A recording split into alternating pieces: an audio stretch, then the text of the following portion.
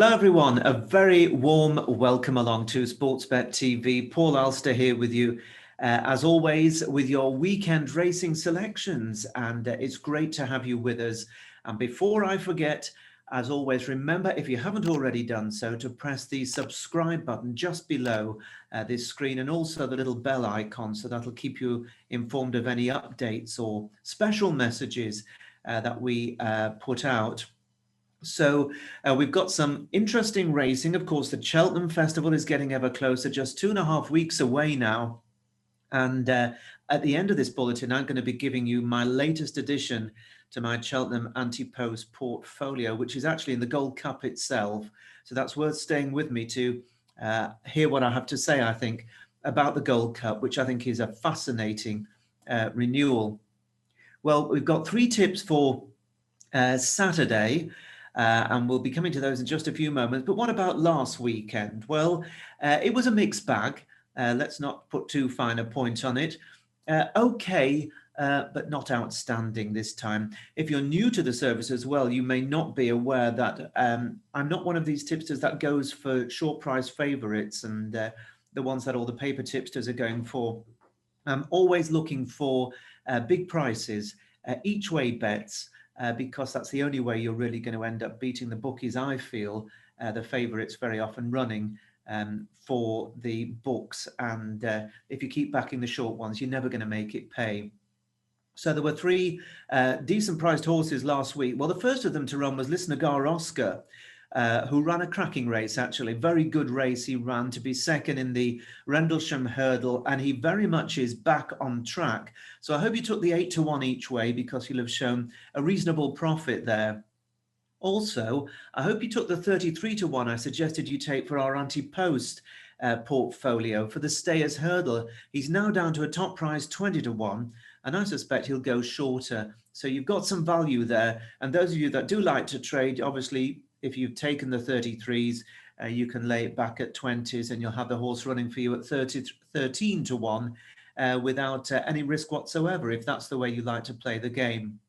So that was a good start, but then things went a bit pear-shaped. Look My Way never really looked as if he was going to do the business in the staying handicap hurdle at Haydock. We recommended him at 7-1. He was returned 13-2, but was disappointing. No two ways about it. And Albert's back was a non-runner. Mick Easterby decided not to send himself. And then the other runner was on Sunday in the Betfair Trophy, where I put up the rank outside of the field, Night Edition at 50s. Now, there was a market move for him earlier on. He was down to as short as 20-1 with some firms before drifting back to 33. And Martin Pipes Gelding, always towards the rear, made a little bit of late headway, but he never figured in the race. And I've got to say, it was a disappointing effort, because I did think he was going to run well, but on this occasion, the books were right, and he ran pretty much the way his odds suggested he might. So we're hoping for better this weekend. And I am fairly confident that the 3 I've come up with are going to give us, at the very least, a good run for our money. And I'm going to start with the very longest race of the day, which is Saturday, Newcastle, 3:15, very nearly 4.25 miles in the Eider handicap chase. Now, this is not a race for the faint-hearted. It's going to be run on softer, heavy ground. 4.25 miles, 12 runners. Quite how many are going to finish, I'm not sure. But this is not a race about pace and speed. It is simply about stamina and being able to plod on faster than the remainder. Now, Cross Park, who won the race in 2019, is back for another crack, and he's been running so well this season, and I'm sure he's going to be thereabouts. We know he stays. Sam's Adventure and the Dutchman, they're both respected after good efforts this season. And one I very nearly put up here was a horse called Springfield Fox.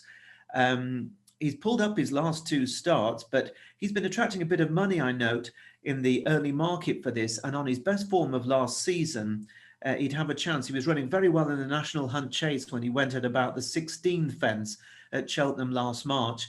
He wouldn't be without a chance, Springfield Fox. But the one I'm going for here is one that is a very unusual horse. It's called Strong Economy, which is a rather sort of ironic name, given the way things are at the moment. Trained by Ian Duncan and ridden by Conor O'Farrell. It's trained in Scotland. Now, this horse has run 21 times, and believe it or believe it not, it's run 20 of those 21 races at Ayr. The only time it ventures away from Ayr was at Perth, where it finished third on one occasion. Otherwise, it's been Ayr all the way. You don't get many horses who just stick to one track, but this one has so far. Running initially for the trainer Mike Smith, for whom it won a 2 mile 5 furlong hurdle. And then since December, I think it is, or October actually, of 2018, it has been with Ian Duncan and has actually been transformed since going over fences. Now, the thing about this horse is it's not quick, but it loves the mud. It's a real mud lover. And I've been having a look on the weather websites, and it says that, well, Friday lunchtime as we're recording this, the sun should be shining on those of you up in the lovely northeast of England. It does say that tomorrow it could bucket down. So I'm hoping the heavens open at Newcastle, even for those of you that might have planned a bit of a stroll in the countryside. Sorry about that, but our need is greater, and that is for strong economy to have bottomless ground. Now, this horse won a 2 mile 5 furlong handicap chase in January of last year off 104 in heavy ground at Ayr. And then it won a 3 mile handicap chase in December, just a couple of months ago, over 3 miles off 111. And then last month, up to 3 miles, 3 furlongs. I don't know if you've seen the race, but it's one you should look for. He ran off a mark of 117. And as they jumped the second from home, literally even on the long shot, you could not see strong economy. He was so far behind. Anybody that had backed him would surely have considered tearing up their ticket. But as the leaders jumped the last, about 15 lengths clear, maybe 20 lengths clear of strong economy, they began to get tired. And his jockey, Derek Fox, on that occasion, got a cracking run out of him. He really did pick up, and he stayed on, and in the end has won a shade cheekily. It was one of those races where he probably would have traded at 500 to 1 in running, going down towards the last, and he's won it. Now, what it says about strong economy is, one, he's a strong stayer, as we know, and I think this extra 7 furlongs, I think he'll keep going. Also, he loves the soft and heavy ground, particularly heavy ground. And today he's going to run off a bottom weight, or on Saturday he's going to be off bottom weight. He's actually out of the handicap by £3, despite going up in the weights for that latest win. But I think that he's going to be staying on when a lot of these others have hoisted the white flag. And I'm with him at 14 to 1 each way at the moment. He may well go bigger, because I'm sure, and some people might prove to be right, that they're going to say this horse can only run at Ayr. But Newcastle is not wholly dissimilar to Ayr. It's a left-handed track.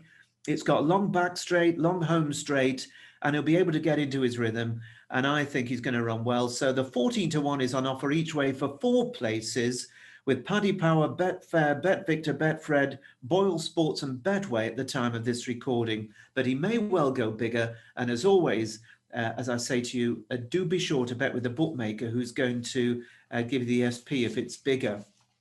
So that is strong economy in the Eider Chase at Newcastle, 3:15 Saturday. And then 20 minutes later, they may well have only just crossed the line at Newcastle. We've got the Kempton 3:35, which is a tremendous 3 mile handicap chase, and completely different to Newcastle. They're forecasting good to soft ground at Kempton, which is great. So we're going to see some proper horses really travelling in this grade 3 that was formerly known as the Racing Post Chase. Now, Cap du Nord is the one that heads the market, and I can understand that. If I was a bookie, I'd have him favourite too. The third to Taking Risk last time out at Doncaster in the Sky Bet Chase was solid, and prior to that he was second to Royal Pagaille over the course of distance at the Christmas meeting, and that horse has gone on to really frank the form. So you can see why Cap du Nord would be a strong fancy. Course Specialist, Double Shuffle, you can't rule him out for Tom George, and Tom also has a likely sort in Clondor Castle. While Black Corton was second to Mr. Malarkey in this 12 months ago, and they both take their chance once again, although I'm not sweet on either of their chances this time round. Now, I'm taking a bit of a shot here at one who has never run this distance, and that is Southfield Stone, trained by the superb Paul Nicholls and ridden by the excellent Harry Cobden. Now, this is a good horse. He's a horse who loves decent ground. He can't go on the soft. So the ground has come right for him. And at this meeting last year, he actually finished second in the Pendle Novices Chase, a grade 2 over 2.5 miles. This season, he's won at Cheltenham over 2.5 miles in a novice chase. He was then second back at Cheltenham, where he was a bit below par in November. And then they ran him in the Caspian Caviar Gold Cup on soft ground. And surprise, surprise, he ran poorly. He just does not handle it when it's testing. But he's had a run recently. He ran in one of those jumpers bumper races, which are really good for getting horses fit. The form is not overly reliable, of course, but that was just 18 days ago. So rather than run him at home and gallop him, they took him to Kempton and he won a race in a jumpers bumper. So we know he's fit. We know the ground will suit him. In his races over 2.5 miles on proper ground, he's been staying on well and hasn't looked as if he's been getting tired. So I think he's got every chance of seeing it out, particularly at Kempton. And Paul Nicholls could have run a lot of horses in this race. I think the fact that he relies on Southfield Stone, if you try to get into the trainer's mind, it would suggest to me that this horse is one that the trainer believes has got a really serious chance of being able to see out the trip. And so at the odds at the time of this recording, 12 to 1 each way for 4 places, a quarter the odds, that is with 888, or if you want 5 places at a fifth of the odds, you'll go to Paddy Power, Betfair, Bet Victor, Betway and Boyle Sports. So that is for me, Southfield Stone each way in the big handicap chase, the 3-miler at Kempton at 3:35.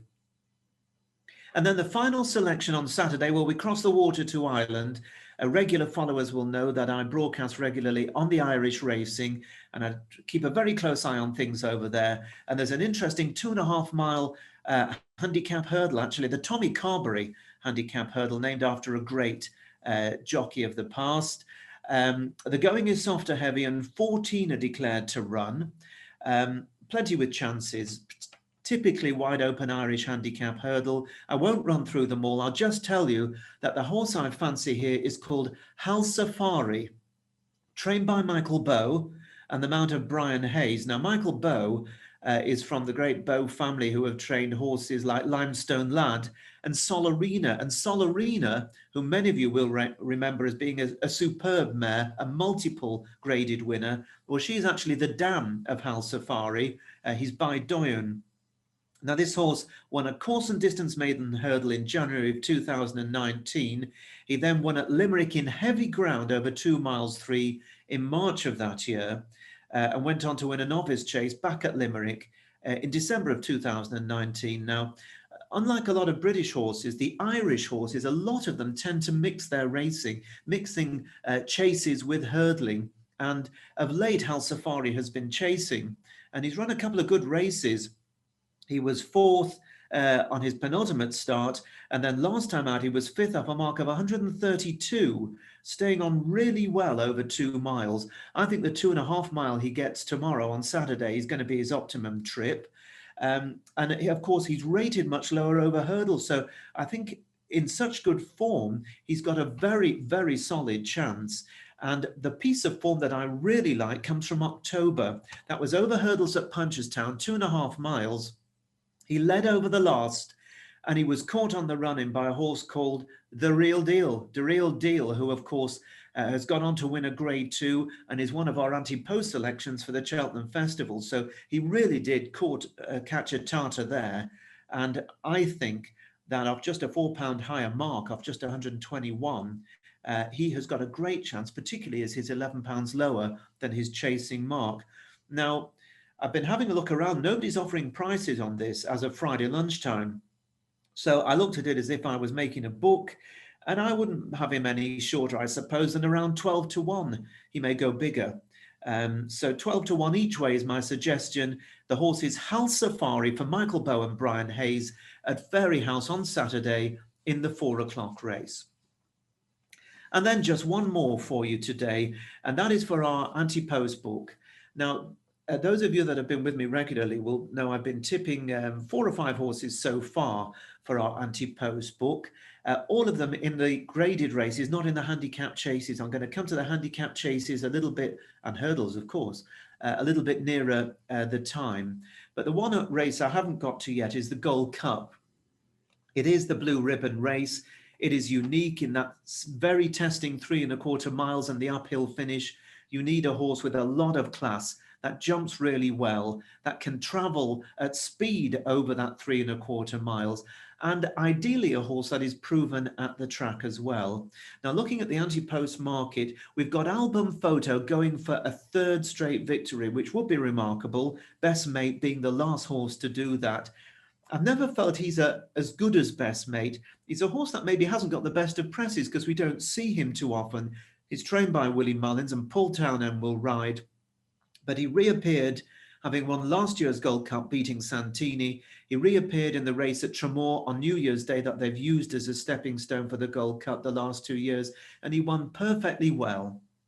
Now, he's obviously a horse that doesn't stand too much racing, so Mullins is doing a great job with him. But 3-1 favourite at the moment, I think that's very, very skinny. And as for Santini, who he beat in last year's Gold Cup, he hasn't really been running to the same standard this year. He's a 14-1 shot, and I couldn't have him at the moment, although he could bounce back. Now, the joker in the pack is Champ.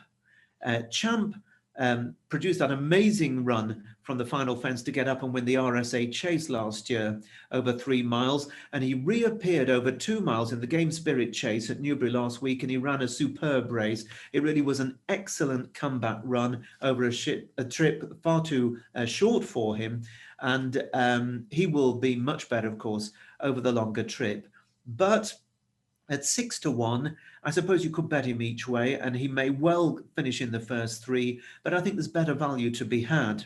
Now, over in Ireland, A Plus Tard beat Kemboy in the Savills Chase at Leopardstown in early December, which is good form, although I thought the race kind of just fell apart a bit in the closing stages. But the form has been frank because Kemboy went on to win the Irish Gold Cup just 3 weeks ago. Kemboy's an 8-1 chance for the Gold Cup, and A Plus Tard is 13-2. But I'm not convinced that form is good enough. While Royal Pagile is another interesting horse for Venetia Williams. Of course, it beat the horse we spoke about at Kempton a few minutes ago. It beat that one at the Christmas meeting, and then it went on to win the staying handicap chase in facile fashion. But this is a much, much higher standard, and he is still relatively inexperienced over fences. So 8-1 looks skinny for Royal Pagile. You've got Native River, who's won it before. Wonderful horse, loves the track, 11 years old, put up a brilliant performance beating Bristol de Mai in the Cotswold Chase at Sandown last time out. But again, he might just find a few too good when push comes to shove against younger horses. So I come to the horse that I've already backed this morning for the Cheltenham Gold Cup, and it's Frodon. Frodon, trained by Paul Nicholls, and the mount of Bryony Frost, who you can see here on screen. Now, Bryony Frost has struck up a remarkable relationship with Frodon. She, of course, won the Ryanair Chase at the 2019 festival over 2 miles 5. He jumps brilliantly well for her. He's stepped up in trip this season. We tipped him when he won on his seasonal reappearance off a mark of 164 in a hot handicap chase. He then didn't run at all well at Aintree after that. He just had an off day, and Bryony and Paul Nicholls both said, ignore that. That just wasn't the horse's running. And then there was that wonderful effort in the King George on Boxing Day where he made all the running and he broke the hearts of some very good horses, you know, the likes of Clandes Obo and Santini, St. Calvados, who could go in the Gold Cup as well, Surname, Lost in Translation, Real Steel. They were all out with the washing. Only Waiting Patiently was able to get any sort of a run at Frodon, but he wasn't able to get by. And I think that Frodon is overpriced at 14-1 each way for the Gold Cup. Why? Well, he's in great form. He's with a top trainer. The jockey and the horse get on superbly well. There's every chance he will stay this 3¼ miles, even in the testing ground, having won over 3 miles 1. And his jumping always keeps him in the race. Also, I think he's going to be up there at the head of affairs most of the way, so he'll be staying out of trouble. And I could easily see Bryony pushing on, going down the hill to the third from home and trying to pinch a few lengths and trying to get the others at it, trying to chase her down. 14 to 1 each way, I think, is a terrific price. And the reason why I think it's anti-post value is this. I'm a journalist. I've been involved in racing a very long time, and there's nothing we like more than a story. And probably the biggest story of the whole of the Cheltenham Festival would be if Bryony Frost became the first woman to win the Cheltenham Gold Cup. I think the media are going to be all over this. I think lots of punters and maybe just have an occasional bet on the Grand National and the Gold Cup will be jumping on this horse, on Frodon, and on the fact that Bryony Frost could make history. And because of that, I think it's going to become a public gamble. So regardless of the form, whether you agree with me or not, I think this horse is going to go off at single figure odds, probably less than 8 to 1. And so 14 to 1 for a horse that is an intended runner and will handle the ground, whatever it is, I think is great value. So I'm adding Frodon to my Cheltenham anti-post portfolio. So that's our tips for Saturday, the 27th of February, and for the Cheltenham Festival next month. I hope you've made a note of them, and I hope they all run well. I'll be having them in a patent each way, my 3. So I'll wish you the very best of luck and look forward to you joining me again next week. Remember, if you haven't already done so, press that subscribe button. Bye-bye for now. Have a great weekend.